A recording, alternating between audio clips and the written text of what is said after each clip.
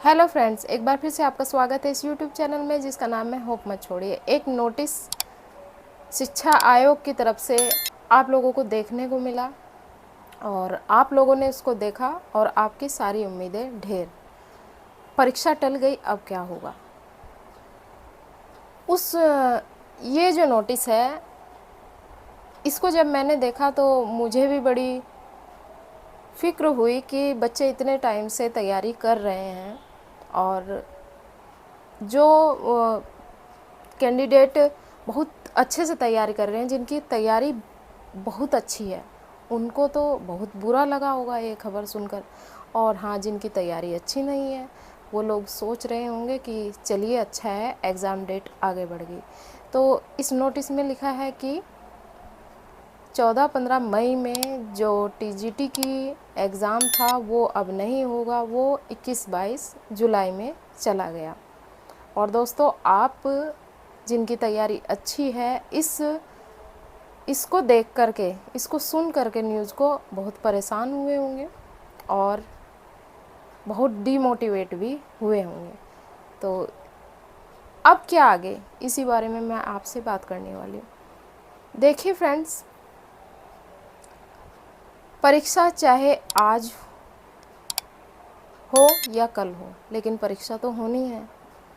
और परीक्षा चाहे 14-15 मई को हो या फिर जुलाई में हो, लेकिन परीक्षा तो होनी है। मैं मान रही हूँ कि आपने अपनी तैयारी को बहुत अच्छे से किया और बार बार ये जो एग्ज़ाम डेट है वो पोस्टपोन्ड होती चली जा रही है, आगे बढ़ती जी डेट चली जा रही है। तो आप परेशान हैं, मेंटली आप परेशान हैं। आप सोच रहे हैं, कुछ लोग सोच रहे हैं कि एग्ज़ाम हो जाए। पर दोस्तों, मैं आपको ये भी कहना चाहूँगी कि आप अपनी तैयारी को उसी तरीके से करते रहें जैसे अभी तक आप कर रहे हैं। 100% पक्का आप नहीं कह सकते हैं कि आपका एग्ज़ाम 14-15 मई को नहीं होगा। तो अगर एग्ज़ाम हो गया तो तब आप क्या करेंगे? क्योंकि आप तो देखकर और सुनकर आप इतने परेशान हो गए और आप डिमोटिवेट हो गए और आप सोचने लगे, अरे छोड़िए, अभी तो एग्ज़ाम होगा ही नहीं। हाँ, और आप क्या करेंगे?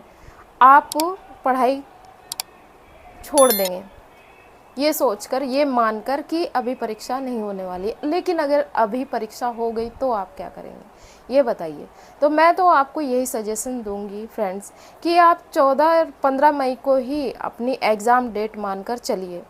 आप तैयारी वैसे ही करते रहिए जैसे कि आप करते चले आ रहे हैं और यही मानकर चलिए कि यही 13-14 दिन के बाद आपका एग्ज़ाम है और बस तैयारी में लगे रहें। क्योंकि फ्रेंड्स, अगर आपने ज़्यादा पढ़ भी लिया तो कोई नुकसान तो होने वाला है नहीं, उससे आपका फ़ायदा ही होगा।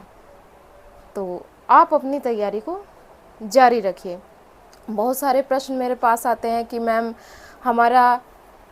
हम प्रैक्टिस सेट लगा रहे हैं, हमारा स्कोर बहुत कम आ रहा है, हम क्या करें। तो दोस्तों, घबराने की ज़रूरत नहीं है। जिनका प्रैक्टिस सेट में नंबर कम आ रहा है, आप पढ़ रहे हैं, तैयारी कर रहे हैं, मेरा भी कम आता था, बहुत लोगों का कम स्कोर होता है, तो इसका मतलब ये तो नहीं है कि आपकी तैयारी अच्छी नहीं है या फिर आप एग्ज़ाम को पास नहीं कर सकते। देखिए, दो तरह के प्रैक्टिस सेट आपको बाज़ार में मिल जाएंगे। एक तो जिसका लेवल बहुत हार्ड होता है और एक वो जो कि लेवल थोड़ा सा कमज़ोर होता है, जिसको सारे क्वेश्चन कर ले जाते हैं। आसान होता है, लोग उसको ईजिली कर लेते हैं, लेकिन जिसका लेवल हार्ड होता है उसको करने में थोड़ी सी परेशानी होती है। तो आप ये समझकर तो बिल्कुल भी ना चले कि मेरा स्कोर बहुत कम है और मेरा सिलेक्शन नहीं होगा, क्योंकि अगर आप यही सोचेंगे तो आप अपनी परीक्षा से डिस्ट्रैक्ट हो जाएंगे, आप डिमोटिवेट होंगे ये सोचकर कि मेरा स्कोर सही नहीं है। स्कोर के बारे में मत सोचें, आप बस अपना कर्म करते रहिए, आप मॉक टेस्ट देते रहिए, प्रैक्टिस सेट लगाते रहिए। स्कोर क्या है, धीरे धीरे इंक्रीज़ होगा, नहीं भी होगा तो आप कर रहे हैं ना। आप जहाँ फंसते हैं, आप अपने नोट से देखिए उस क्वेश्चन को, किताब से देखिए आप कहाँ फंस रहे हैं। आपकी तैयारी, या क्या आपने वो क्वेश्चन पढ़ा है, वो टॉपिक्स आपने पढ़ा है जहाँ से क्वेश्चन आया है, तो आप ये सोच कर चलिए। और बहुत सारे ऐसे भी कमेंट्स आते हैं कि क्या शॉर्ट नोट्स बनाएं, नोट्स बनाना बहुत ज़रूरी है क्या। दोस्तों हाँ, लास्ट समय में आपको, अब आखिरी समय में आपके शॉर्ट्स नोट्स ही काम आते हैं। उन्हीं को आप बार बार दोहराएं, बार बार उनका रिवीजन करें और बार बार पढ़ते रहिए, दोहराते रहिए। देखिए, अगर आप वो अपने माइंड को आप जो भी सिग्नल देंगे, जैसी सोच रखेंगे, वैसा ही आपके साथ घटने लगती हैं। ये एक सत्य फैक्ट है कि जैसा आप सोचेंगे वैसा आप पाएंगे। आपका माइंड भी फिर वैसा ही गेम आपके साथ खेलने लगता है। तो आपको पॉजिटिव ही सोचना है और पॉजिटिव ही रहना है। आपको अपने मन में यही सोच कर चलना है कि आपका एग्ज़ाम होगा और आप उसमें एक सीट अपने लिए पक्की ज़रूर करेंगे। आप एक सीट आपकी सुरक्षित उसमें ज़रूर होगी। अप्स एंड डाउन्स तो चलते आए हैं और चलते रहेंगे लाइफ में। और कुछ समय तक अपने आप को ये जो शादी है, फंक्शन है, पार्टी है, उससे प्रतिबंधित कर लीजिए। अपने आप को थोड़ा सा अपने ऊपर रोक लगाइए और ये सोचिए कि अगर आपका सिलेक्शन हो जाता है तो वो दिन कितना अच्छा होगा। आप एक अच्छी सैलरी पाएंगे, आपको पास बैंक बैलेंस होगा, आपका सम्मान बढ़ेगा, आपका आदर होगा समाज में, घर में। तो आप यही चाहते हैं ना। आप नहीं गए किसी की शादी में, आपने नहीं अटेंड की कोई पार्टी, कोई बर्थडे अटेंड नहीं किया, तो इससे कोई बहुत ज़्यादा फ़र्क पड़ने वाला नहीं है। तो अपने ऊपर थोड़ा सा कंट्रोल रखें, नियंत्रण रखें। मोबाइल जो देख रहे हैं इस समय, अगर आप अपनी, मैंने कहा ना कि अपनी परीक्षा को समझ कर चलिए कि यही 13-14 दिन बाद आपकी परीक्षा है और आप मोबाइल को अपने से दूर करिए। अगर आपको पढ़ना है मोबाइल से तो केवल उसको पढ़ने के लिए यूज करिए, तो और रील और वीडियोस तो बिल्कुल भी ना देखें। ये आपका इतना समय बर्बाद कर देती हैं वीडियोस कि आपको समझ में नहीं आता है कितना मूल्यवान समय अब आप मोबाइल पर गंवा रहे हैं।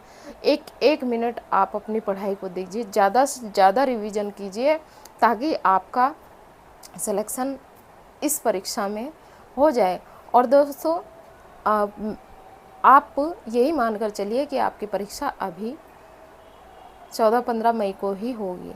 और अगर नहीं होती है परीक्षा, एग्ज़ाम, तो वो बाद की बात है, बाद में देखा जाएगा। लेकिन अभी आप पूरी तरीके से मेंटली भी, फिज़िकली भी, हर तरीके से आपको तैयार रहना है अपनी परीक्षा के लिए।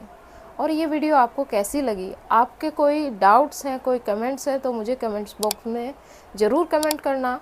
और फिर मैं मिलती हूँ आपको नेक्स्ट वीडियो में। तब तक के लिए धन्यवाद।